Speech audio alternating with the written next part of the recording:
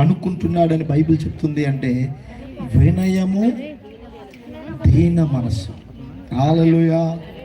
ఈరోజు మనకి ఏదైనా ఉండొచ్చు, అది ఎవరి వల్ల వచ్చింది చెప్పనమ్మా. రాత్రి మనం మాట్లాడుకున్నాం ఇక్కడ. యేసు ప్రభు వారు, జాగ్రత్త వినండి, ఇక్కడ యేసు ప్రభు వారు మరియమ్మ గర్భంలో ఉన్నప్పుడు ఎక్కడికి వెళ్ళారు? బెత్లెహేములోనికి వెళ్ళారు. వెళ్ళినప్పుడు అక్కడ చాలామంది ఏం చెప్పారండి? చెప్పాలి, ఏం చెప్పారు? స్థలము లేదని చెప్పారు, ఖాళీ లేదని చెప్పారు. అవునా? అవునా కదా? హల్లెలూయా. ఏం చెప్పారమ్మా? స్థలం లేదు, ఖాళీ లేదని చెప్పారు. ఎవరికి చెప్పండి? ఎవరికి? సర్వోన్నతుడైన దేవుని కుమారుడికి ఏమి లేదు, ఏమి లేదని చెప్పారు. చెప్పాలి, ఏమి లేదని చెప్పారు. రేణుకా గారు ఏమి లేదని చెప్పారు. నిద్ర వచ్చేవాళ్ళు చెప్పండి, ఎవరు ఏమి లేదని చెప్పారు? హల్లెలూయా. ఎవరిది ఆ స్థలం? అసలు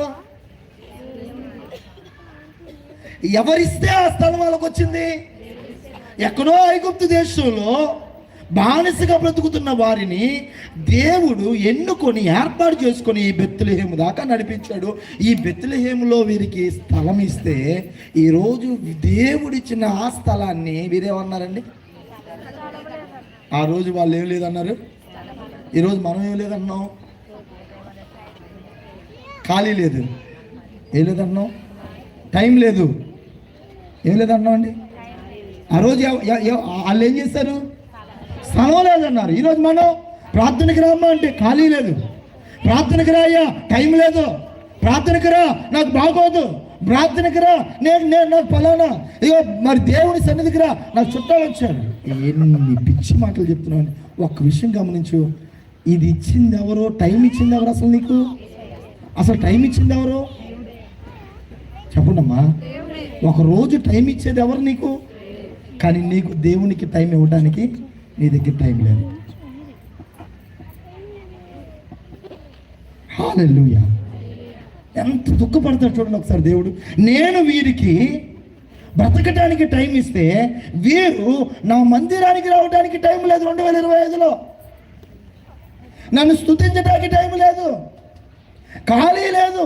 అసలు ఖాళీ లేకుండా నిన్ను బిజీగా ఉంచింది ఎవరు? ఉద్యోగం ఇచ్చింది ఎవరు నీకు? వ్యాపారం ఇచ్చింది ఎవరు? పని ఇచ్చింది ఎవరు? ఎవరండి? ఇంత దేవుడిస్తే దేవునికి నీ జీవితంలో స్థానం ఇవ్వట్లే. హల్లెలూయా. చాలా బాధాకరమైన విషయం, చాలా చాలా బాధాకరమైన విషయం. ఈరోజు నేను ఏమై ఉన్నానో అది కేవలం దేవుని కృప వలనై ఉన్నానన్న విషయం మర్చిపోతున్నాం. నేను 3 పూట్ల తినగలుగుతున్నానంటే అది దేవుని కృప. నేను ఒక రోజు బ్రతకగలుగుతున్నానంటే అది దేవుని కృప. నేను మాట్లాడగలుగుతున్నానంటే అది దేవుని కృప.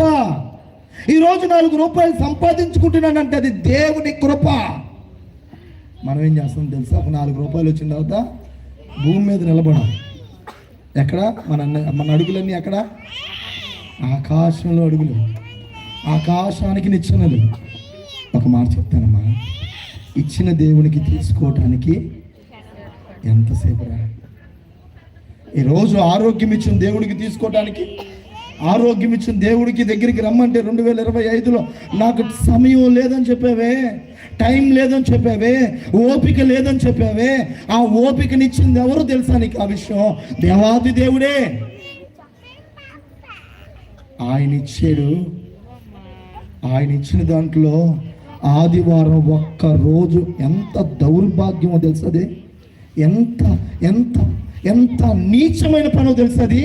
7 రోజులు ప్రభు కృపనిచ్చి, ఆరోగ్యం ఇచ్చి, ఆనందం ఇచ్చి, సంతోషం ఇచ్చి, నిన్ను బ్రతికించి, ఆపదల్లో, అపాయాల్లో, అన్ని విషయాల్లో కాపాడుతుంటే, ఈరోజు గవర్నమెంట్ హాస్పిటల్కి వెళ్తే ఒక్కొక్క బెడ్ మీద ఇద్దరిద్దరిని పడుకోబెడుతుంటే భయంకరమైన సవాలు కనబడుతున్నాయి. గవర్నమెంట్ హాస్పిటల్లో నీచమైన రోగాలు వస్తున్నాయి. అలాగ దేవుడు నిన్ను ఉంచకుండా నిన్ను నిలబెట్టి సజీవుడిగా, సజీవురాలిగా, ఆరోగ్యవంతుడిగా, ఆరోగ్యవంతురాలిగా నిన్ను, నీ కుటుంబాన్ని ప్రభువు నిలబెడుతుంటే ఈరోజు 2025లో నువ్వు ఎంతసేపు దేవునికి సమయం కేటాయించావు?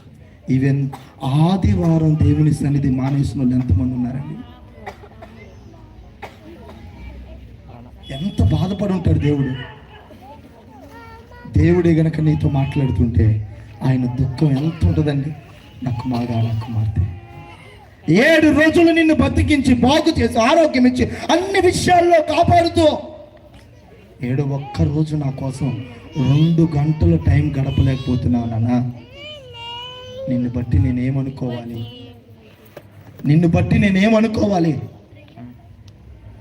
నీ గురించి నేను ఆలోచించాలని ప్రభు ఆలోచిస్తే ఆ రోజు నెక్స్ట్ రోజు మనకేమో